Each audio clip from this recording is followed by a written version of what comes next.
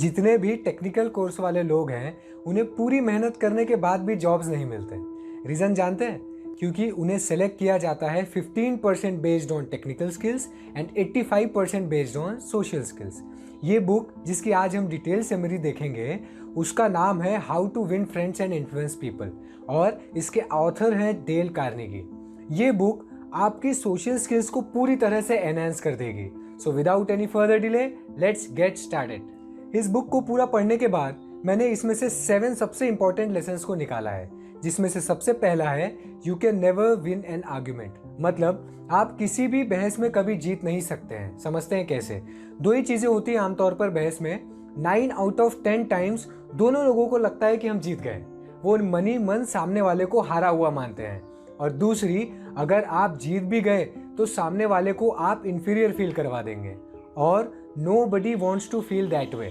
उससे आपका रिलेशनशिप बहुत ज़्यादा खराब हो जाएगा। और आप अगर एनालिसिस करेंगे तो ज़्यादातर जो दो लोगों के बीच में आर्ग्यूमेंट्स होती है ना, उनका टेक्निकली दोनों का किसी का भी कोई फ़ायदा नहीं है उस डिस्कशन उस डिबेट के बाद में। तो हमारा ये जानना बहुत ज़रूरी है कि फिर वो करते क्यों हैं। वो सिर्फ इसलिए करते हैं क्योंकि उन्हें एक टेम्परेरी सेंस ऑफ विक्ट्री महसूस होती है, थोड़ी देर के लिए जीत महसूस होती है। इस बुक के ऑथर डेल कार्नेगी एक अच्छे होटल में हमेशा अपना सेमिनार दिया करते थे। एक दिन उन्हें वहाँ से लेटर आया कि वो लोग लगभग 300% से रेंट बढ़ा रहे हैं। अब डेल कार्नेगी की जगह अगर हम लोग होते तो हम लोग क्या करते? जाकर उसे डांट लगाते, उससे लड़ाई करते कि तुमने बिना पूछे ऐसे कैसे कर दिया। लेकिन डेल ने उससे बहुत अलग किया। डेल उनके पास गए और उन्हें एडवांटेजेस बताए। उन्होंने कहा कि अगर मेरा सेमिनार यहाँ चलता रहा तो हाई क्लास लोग जो मेरे सेमिनार में आते हैं वो लगातार आते रहेंगे और बहुत ज़्यादा ह्यूज पॉसिबिलिटी है कि उनमें से कुछ आपके परमानेंट कस्टमर्स बने। इतने अच्छे को तो आप ज़्यादा पैसा खर्चा करके एडवर्टीजमेंट से भी नहीं बुला सकते हैं। तो आप अगर रेट्स बढ़ा देंगे तो मैं इसे तो अफोर्ड नहीं कर पाऊंगा, मुझे मजबूरन जगह छोड़नी पड़ेगी और ये जगह मुझे बहुत पसंद है। अगर मैं आपकी जगह होता तो रेट्स तो मैं भी बढ़ाता क्योंकि बिजनेस है, लेकिन मैं अपने पुराने कस्टमर्स को कंसीडर ज़रूर करता। बाकी आपका डिसीजन है, आप समझदार हैं। उन्होंने 2 दिन में एक रिवाइज लेटर रिसीव किया जिसमें 300% की जगह सिर्फ 50% से रेट्स बढ़े हुए थे। तो आर्ग्यूमेंट को अवॉइड करें। अब सेकेंड लेसन है never tell a man he is wrong. मतलब आप अगर किसी को अपफ्रंट होकर डायरेक्टली गलती बता देंगे ना तो बहुत ज़्यादा चांसेस है कि वो अगली बार आपसे बात ना करे। एक सिंपल से एग्जाम्पल से समझाने की कोशिश करता हूँ। वेन एक वुड चॉपर थे, यानी लकड़ियाँ काटते थे और उनकी स्पेशलिटी जो थी वो ओक वुड में थी। और कार्ल एक बिल्डर थे, मतलब वो लकड़ियों से ढांचा बनाते थे या घर बनाते थे, जो भी कारपेंटर टाइप के थे, और उनकी स्पेशलिटी किसी और वुड में थी। एक बार कार्ल ने वेन से ओक वुड मंगवाई और वुड डिलीवर करने के बाद कार्ल ने बिना नॉलेज के ही बोल दिया कि ये वुड किसी काम की नहीं है, बेकार है, इसमें कोई क्वालिटी नहीं है। तो नॉर्मली हम इस केस में क्या करते हैं? अपना नॉलेज बताकर सामने वाले को गलत साबित करते हैं। लेकिन वेन ने कहा कि आप मुझे इसमें क्या क्या कमियां हैं वो बता दीजिए ताकि अगली बार मैं आपको सही सर्विस दे सकूं। तो जब दोनों ने डिस्कशन धीरे धीरे शुरू किया तो कार्ल ने रियलाइज़ किया कि गलती मेरी थी। तो उसने अपनी गलती मानी और नेक्स्ट ऑर्डर भी दे दिया और इस ऑर्डर के पूरे पैसे तुरंत दे दिए। अब इस स्टोरी में सबसे इंपॉर्टेंट 2 चीज़ें हैं सीखने के लिए।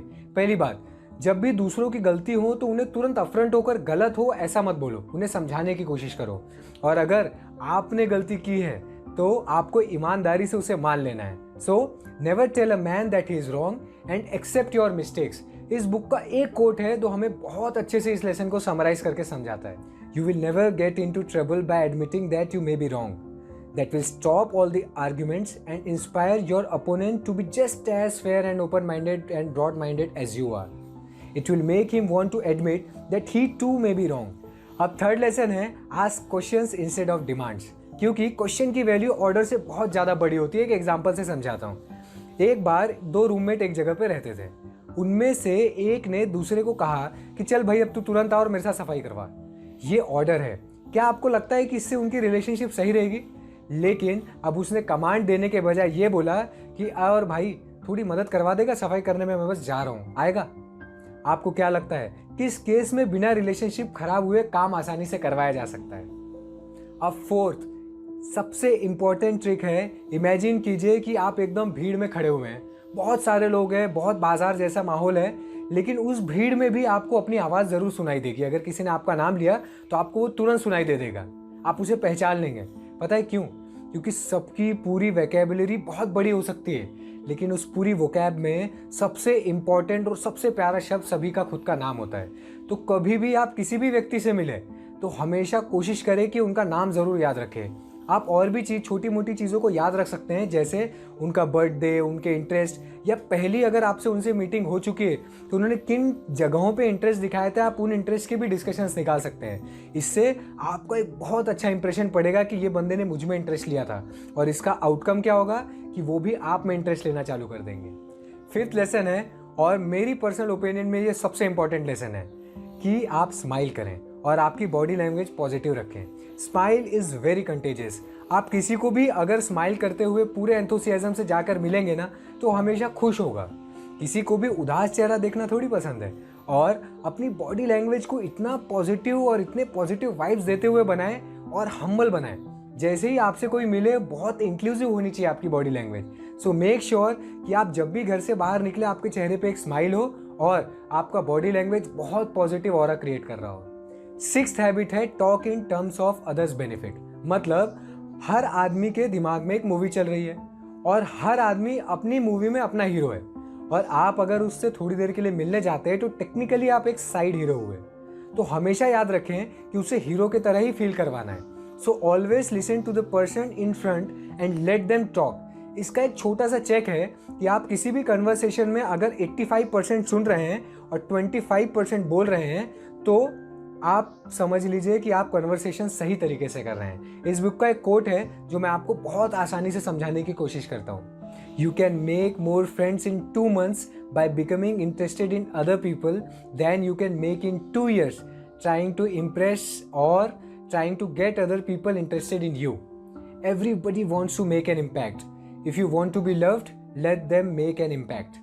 They will love you unconditionally. 7th और फाइनल लेसन है, give people what they want. मतलब आप सभी को अप्रिशिएट करें, क्रिटिसाइज नहीं। और बात करते समय अपनी ही तारीफ करते ना रह जाए, खुद के ही बारे में ब्रैग करते हुए ना रह जाए। When you appreciate people love you, when you criticise people hate you. Let us praise even the slightest improvement. अगर आपको किसी की भी लाइफ में छोटा सा भी इंप्रूवमेंट दिखता है तो आप मेक श्योर करें कि आप उन्हें प्रेज करें। That inspires the other person to keep on improving. उस कारण से क्या होता है, सामने वाला पर्सन मोटिवेट होता है और वो और इम्प्रूव कर कर आपके सामने आने की कोशिश करता है। इससे क्या होगा, जब आपसे कोई मोटिवेट हो रहा है, इसका मतलब आपका उस पर पॉजिटिव इन्फ्लुएंस है और वो हमेशा आपसे खुश रहेगा। सो आई होप कि आज की इस बुक से आपने बहुत सी चीज़ें सीखी होंगी, और मेरी आपसे एक बहुत हम्बल रिक्वेस्ट है कि आप जितनी भी चीज़ें सीख रहे हैं ना, उन्हें कॉन्टिन्यूसली अपनी लाइफ में अप्लाई ज़रूर करें।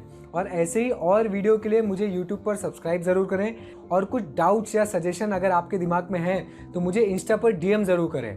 आप अगर इस लेक्चर का पॉडकास्ट वर्जन सुनना चाहते हैं तो आप स्पॉटिफाई पर मुझे जाकर फॉलो कर सकते हैं। और हमेशा की तरह मिलते हैं नेक्स्ट वीक किसी और वीडियो के साथ। तब तक के लिए stay tuned and let's make the greatness common.